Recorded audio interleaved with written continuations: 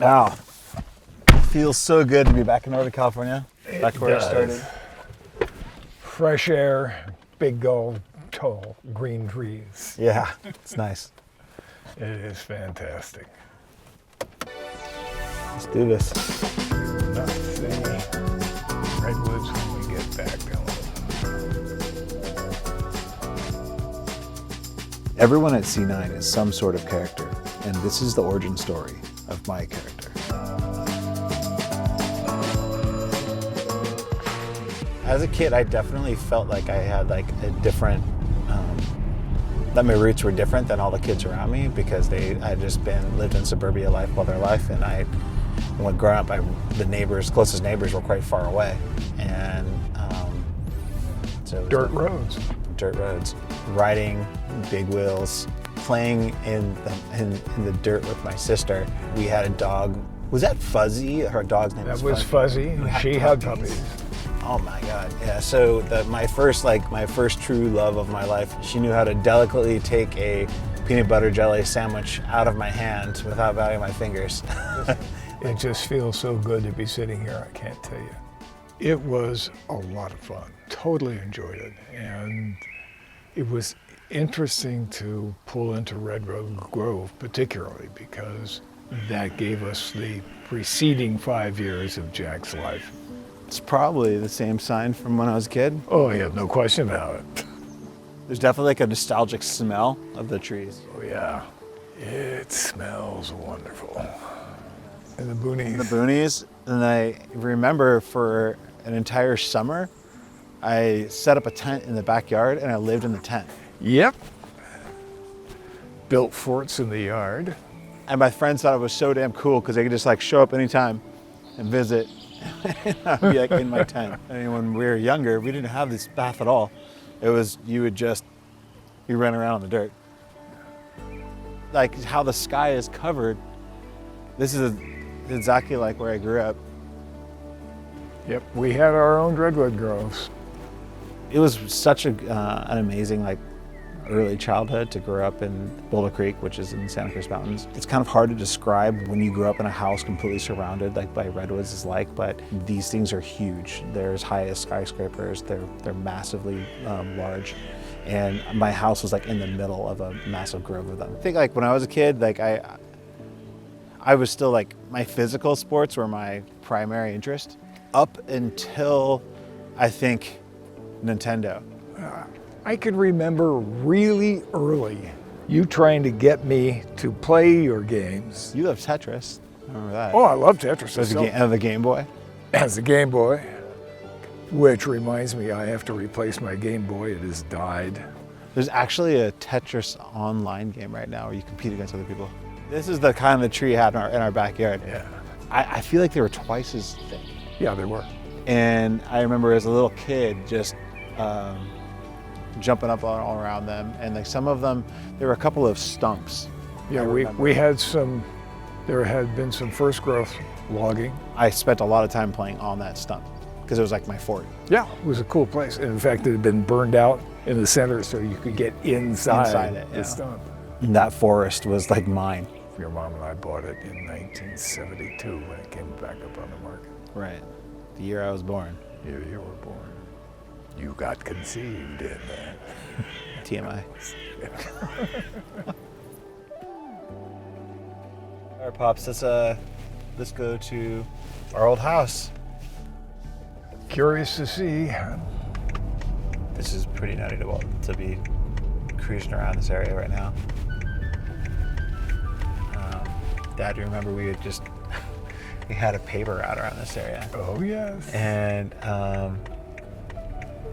I signed up for the paper route, then you had to do it with me. And you have to wake up early in the morning, fold all the papers, and then we just drive around and I'd be hucking them out of the car. I probably made like $3 per house per month.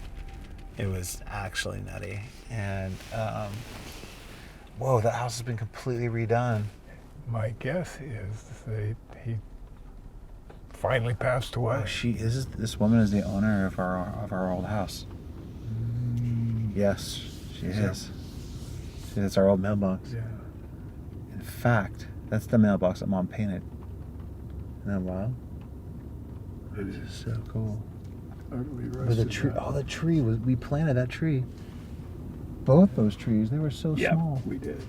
You see the crack at the bottom of the garage?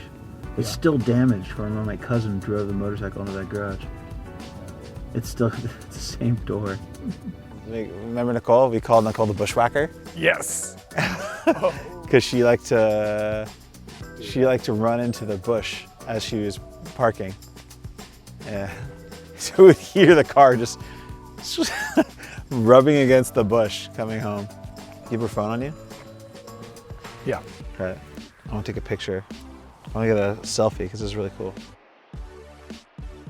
I was very much an outdoor kid. And so that, you know, we had one small black and white television. We probably had like 2 stations. I would basically climb up a ladder up onto the top of our roof and start spinning this aerial antenna. You know, inevitably, too far, go back, and we'd go back and like, okay, the channel's good. And then I'd climb down the ladder and then we would watch the shows. And this huge technological upgrade happened when we actually had a motor. Yeah, we had settings that we taped on the dial. This is Maybe TV, channel 4. Channel 7, Channel 5. When we moved to Los Altos, I was basically part of a community that was growing up very fast as the growth of Apple was just exploding. So the very first true computer I got was like a Commodore 64, I think this was called. And I was probably like 11 or 12. The next computer I got that I really spent a lot of time with was an Apple II GS, and that computer was super fun for me because there was a fairly large variety of computer games to play, and also was really useful for school for writing. Yeah, that was what you sold it to us on. You needed that printer so it would turn out good work. Yeah, I mean, it did help with school, and I guess it did help with my sales technique because I convinced you guys to buy it. My interest in gaming and competitive sports go to like my earliest memories, and it was really cool that my dad, you know, when Pong first came out on the scene, he got one and brought it home for us to play with, and you had like these blocks that you just try to bounce it back to you. And you had these 2 paddles that you would spin, and that was like the height of video games at the time.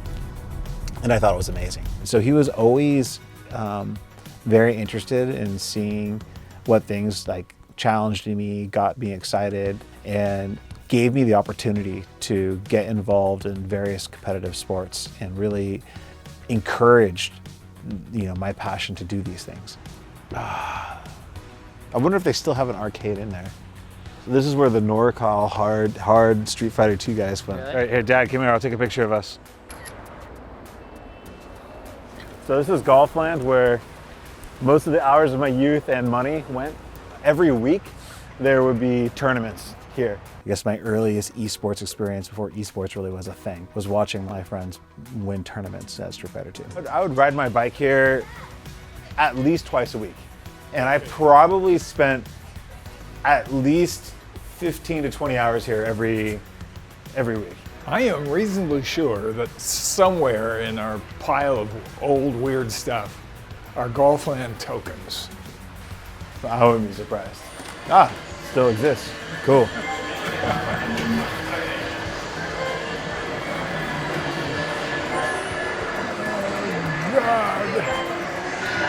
It looks like a lot of the games that I used to play are gone, which is Street Fighter mainly. I also play this game called Cyberball, and now it's been replaced by other games. It looks like claw games, which are also very dangerous for me. Right here. When we were in Korea, I think I spent something like over $100 on claw machines, and with the team, and we got nothing. And there was this guy who was watching us play. He felt kind of bad for us, so he started playing the game, and he probably dropped in like $1 or for 8 attempts, and he won us a bunch of stuff. It was hilarious. So we're terrible at the claw machine. Yes. But they're fun. Oh, you did game cards. I think you went to my high school. it familiar? Did You look. around here? No, I was He just was telling saying him. the same thing. Look, I think I grew up with this guy. My name's Jack Etienne. What's your? Jason Kenny. Jason Kenny. Yes, I totally remember. Your family owns this place, Yeah. right? I spent a lot of time here. Okay, guys. It's such a trip. I love it. It was cool to see that I was still there. Hey, Jason Kenny, if you're watching this, it was awesome to see you. And I love your family's business. It's great. All right. Holy crap, it's a Japanese. All right, let's do this.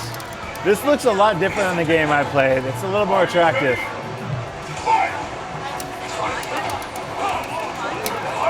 Oh man, I'm bad.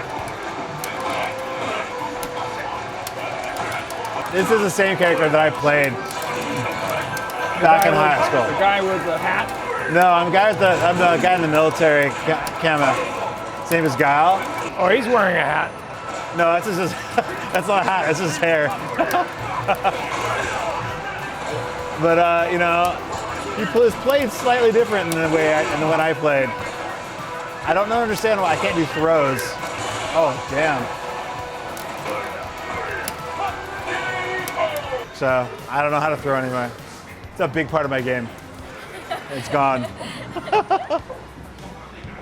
Yeah, so there was a Street Fighter 4 game there, and it definitely wasn't me. The game must have changed because I'm now terrible at it. But it was, you know, games change, and I hadn't really been in an arcade in probably 20 plus years.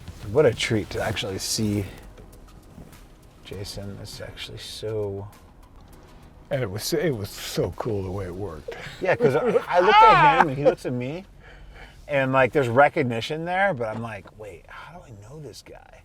I didn't know as far as my career where I would end up. Being even involved in the industry wasn't an option. I even remember having conversations with my friends at the time was that whichever one of us makes enough money, we will support the other guys by giving them like good computers and a good place to live so we can play games. Do you recall me nattering at you not to be a lawyer? I think you told me that almost everybody you know that went to law school to become a lawyer was pretty unhappy with the job. That's true. And it was an eye opener for me. I got a job at a CPA, and I did that for about 9 months, and it was the worst job I've ever had. One of my roommates, he worked at Xerox and had invited me to get a job there, so I took the job, but it ended up being with Xerox for like almost 4 years. One good thing came out of Xerox. Yeah, I met Polly at Xerox. Yes, exactly. Great thing. There would be no Cloud9 if I'd taken the Google job instead of Xerox. And so there's this, really cute girl shows up, like, hi, I'm Polly, I'm new. And so, of course, being the gentleman I am, I wanted to give them a tour. We became like really good friends, but she was like on the sales team with me. She knew how much I cared about like the video game world. And when opportunities started coming up, she really pushed me there. We didn't actually start dating until like we had been friends for like, I think like 5 years, which is wild. And then we both happened to not have anyone we were dating, so we could hang out. We're like, let's try this out. The rest is history. Her pushing me in that direction allowed me to later meet up with Andy. That whole process, and that whole story is something I'd love to get into, but it's a whole other story that I'll have to wait for later.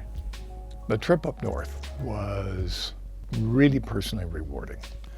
And I really liked the car too. It's not lost on me how lucky I was to have parents that loved and supported me through every endeavor I had. And I want to take a moment to thank BMW for making this happen for me and for my dad. In this game, strength does not come from muscles. They cannot make you train, nor push you harder. Muscles neither fuel your motivation nor your stubbornness. No biceps will ever help you lift the weight of your own decisions. Trust me, that takes a different kind of strength.